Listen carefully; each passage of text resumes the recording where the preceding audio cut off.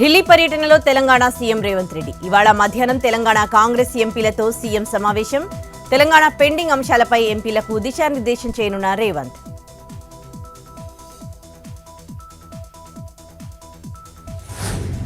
Delhi skill యూనివర్సిటీకి Adani group విరాళం అక్కర్లేదు. 100 కోట్ల రూపాయలు తీసుకోబోమన్న సీఎం రేవంత్ రెడ్డి.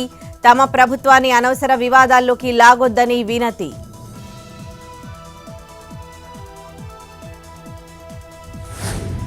విద్యుత్ శాఖపై ఏపీ సీఎం చంద్రబాబు సమీక్ష. సోలార్ పవర్ కు ప్రోత్సాహంపై చర్చ. ఉన్నతాధికారులతో దిశానిర్దేశం.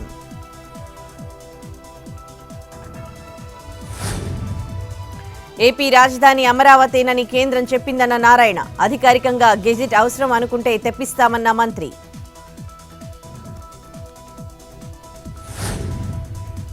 మాకు పొంతనలేని సమాధానాలు చెప్పొద్దు. ఏఈఈ డీఈపై పీసీ ఘోష్ కమిషన్ అసహనం. ప్రాజెక్టు నిర్మాణంలో క్వాలిటీ కంట్రోల్ రిజిస్టర్లు అదృశ్యం.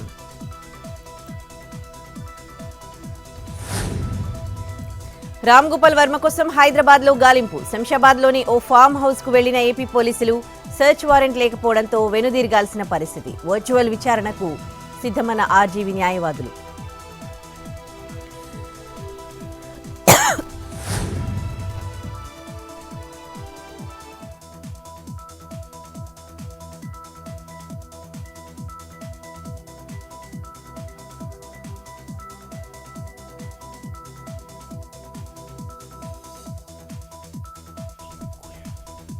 విద్యార్థుల కోసం కేంద్రం 1 నేషన్ 1 సబ్స్క్రిప్షన్ పథకం. అన్ని విద్యా సంస్థలకు అందుబాటులోకి ప్రపంచ అత్యుత్తమ ప్రచురణలు.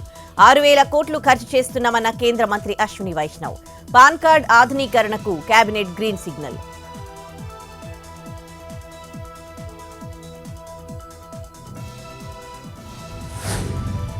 నీతితో తీసుకునే నిర్ణయాలతోనే కోఆపరేటివ్లు విజయం.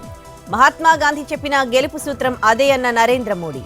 ఐసీఏ గ్లోబల్ కోఆపరేటివ్ కాన్ఫరెన్స్ కు తొలిసారిగా భారత్ ఆతిథ్యం.